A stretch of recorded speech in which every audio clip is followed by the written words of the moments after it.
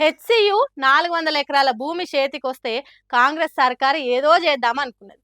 కానీ కోర్టులు కాంగ్రెస్ సర్కారు చేతులు కట్టేసింది.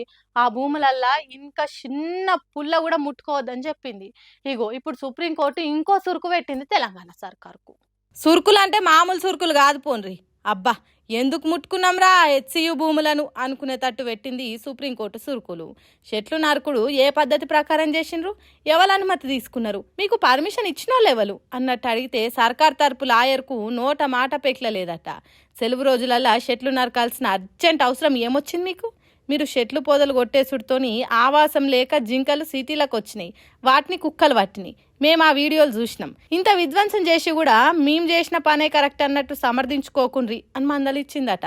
చెట్లు నరికే విషయంలో అనుమతి తీసుకోకుంటున్నట్టు తెలిస్తే ఆఫీసర్లను జైలుకు పంపుడు ఖాయమన్నదట.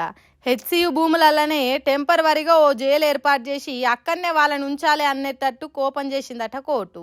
మీ సర్కార్ చీఫ్ సెక్రటరీ శాంతకుమారిని కాపాడాలనుకుంటే చెట్లు నరికిన 100 ఎకరాలల్లా మళ్ళా చెట్లు పెంచాలి, అవి ఎట్లా పెంచుతారో మాకు వివరణ ఇయ్యుండ్రి అని సర్కార్ చెంపలు వాయించినంత పనిచేసిందట. ఆ భూముల విషయంలో ఆఖరి తీర్పు వచ్చేదాకా ఒక్క చెట్టు కాదు కదా, చిన్న పుల్ల కూడా ముట్టుకోవద్దని హెచ్చరించిందట. ఒకవేళ చెట్లు నరకొద్దన్న మాటను ఏ ఆఫీసర్ అయినా వ్యతిరేకించినట్టు మాట్లాడితే సీదా జైలులనే వేస్తామని చెప్పిందట.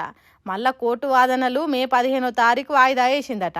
ఇట్లనే వాయిదాల మీద వాయిదాలు వేసుకుంటా పోతే రేవంత్ రెడ్డి హెచ్సియు భూముల మీద పెట్టుకున్న ఆశలు ఏమైతాయో ఏమో.